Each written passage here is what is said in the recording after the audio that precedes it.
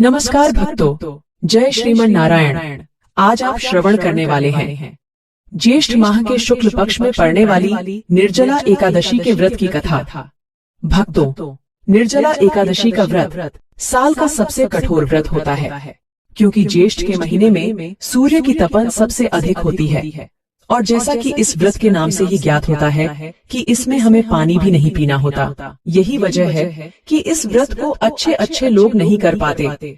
लेकिन अगर हम शास्त्रों के अनुसार बताए गए उपाय से निर्जल रहकर इस व्रत को कर लेते हैं, तो केवल इस व्रत को करने मात्र से ही आपको समस्त एकादशियों के पुण्य के बराबर फल की प्राप्ति हो जाएगी। क्योंकि हमारे शास्त्रों में इस व्रत को बेहद ही श्रेष्ठ व्रत कहा गया है, क्योंकि ये देव व्रत होता है, यानी कि सभी देवी देवता, नाग नागिन, गंधर्व, किन्नर अपनी रक्षा हेतु और अपने जीवन में भगवान श्री हरि विष्णु और माता लक्ष्मी की कृपा पाने के लिए करते हैं। शास्त्रों के अनुसार निर्जला एकादशी का व्रत करने और इसकी कथा सुनने मात्र से ही मनुष्य के सभी पाप नष्ट हो जाते हैं और सभी मनोकामना की पूर्ति होती है। आज के इस वीडियो में हम आपको निर्जला एकादशी की पौराणिक कथा सुनाने वाले हैं, जिसे कि सुनने मात्र से ही आपको एकादशी को करने के बराबर पुण्य की प्राप्ति होगी। लेकिन उससे पहले अगर आप भी अपने जीवन में भगवान श्री हरि विष्णु और माता लक्ष्मी जी कृपा पाना चाहते हैं, तो इस वीडियो को एक लाइक कर कमेंट में जय श्री राधे कृष्ण लिखकर हमारे इस चैनल एस्ट्रो केपी को सब्सक्राइब जरूर कर लें। तो चलिए भक्तों, अब हम सभी श्री हरि विष्णु जी की निर्जला एकादशी की कथा का शुभारंभ भगवान के चरणों का ध्यान कर प्रारंभ करते हैं। लेकिन उससे पहले आपसे एक गुजारिश है कि आप इस कथा को शुरू से लेकर अंत तक पूरा जरूर सुने। बीच में आधी अधूरी कथा को सुनकर न जाए, क्योंकि ऐसा हमारे शास्त्रों में कहा गया है कि हमें कभी भी भगवान की कथा आधी अधूरी बीच में नहीं छोड़नी चाहिए। ऐसा करने से हमें घोर पाप लगता है। तो चलिए दोस्तों, अब हम बिना किसी विलंब के निर्जला एकादशी की कथा को प्रारंभ करते हैं। एक बार भीमसेन व्यास जी से कहने लग गए, हे पितामह, माता कुंती, नकुल, सहदेव, अर्जुन और सभी लोग मुझे एकादशी का व्रत करने के लिए कहते हैं, परंतु मैं उनसे कहता हूँ कि मैं भगवान की आराधना, उनकी पूजा तो कर सकता हूँ, लेकिन मुझसे व्रत रखना संभव नहीं हो पाएगा, क्योंकि मैं भोजन के बगैर नहीं रह सकता। क्योंकि जैसा कि आप जानते ही हैं कि मेरे उदर में भूख की अग्नि हमेशा जलती रहती है। इस पर वेद व्यास जी ने कहा, हे भीमसेन, अगर तुम नरक को बुरा और स्वर्ग को अच्छा समझते हो और मरणोपरांत स्वर्ग में जाना चाहते हो, तो प्रत्येक महीने में आने वाली 2 एकादशी का व्रत रखा करो। इस पर फिर भीम ने कहा, हे महर्षि, जैसा कि मैं आपको पहले ही बता चुका हूँ कि मुझे भूखे पेट नहीं रहा जाता।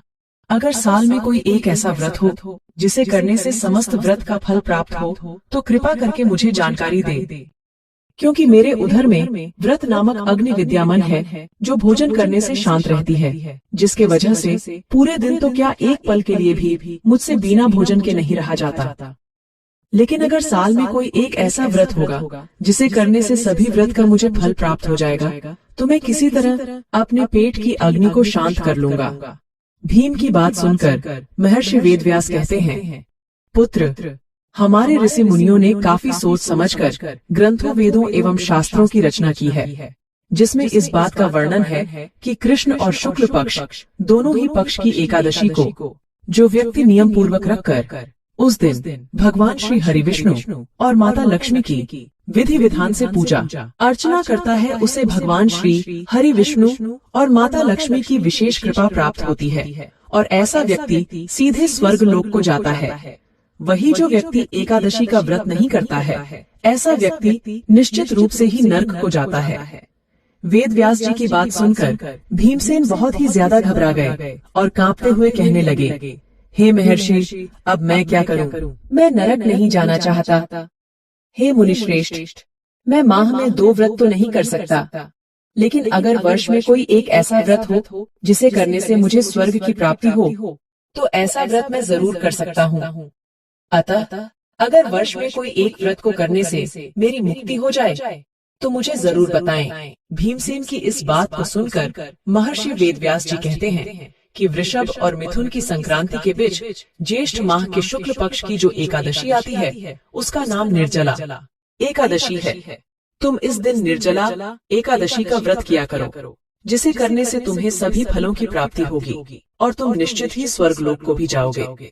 लेकिन इस व्रत को करने के कुछ नियम हैं, जिसे कि तुम्हें व्रत के संकल्प से पूर्व जान लेने की आवश्यकता है। भीम, जैसा कि हम इस व्रत के नाम से ही जान सकते हैं कि इस व्रत में जल पीना बिल्कुल निषेध है। अगर कोई व्यक्ति इस दिन जल ग्रहण करता है तो ऐसी स्थिति में जल पीना मद्यपान यानी कि शराब के बराबर हो जाता है और भूलकर भी इस दिन मनुष्य को भोजन को हाथ तक नहीं लगाना चाहिए। यदि व्रती एकादशी के दिन से शुरुआत कर पारण के वक्त तक जल ग्रहण न करे तो उसे समस्त एकादशी को करने के बराबर पुण्य प्राप्त हो जाता है। फिर द्वादशी के दिन उठकर स्नान आदि शुद्ध कर्मों के बाद जो मनुष्य भगवान श्री हरि विष्णु और माता लक्ष्मी जी की पूजा अर्चना करने और ब्राह्मण देव को दक्षिणा देने के बाद व्रत को तुलसी पत्ता युक्त दूध के साथ व्रत खोलता है, उसे ही इस व्रत को करने का पुण्य फल प्राप्त होता है। वहीं श्रीमद् भागवत में ऐसा लिखा गया है कि एकादशी वाले दिन किसी उचित एवं जरूरतमंद ब्राह्मण को भरपेट भोजन कराने के बाद ही हमें भोजन ग्रहण करना चाहिए।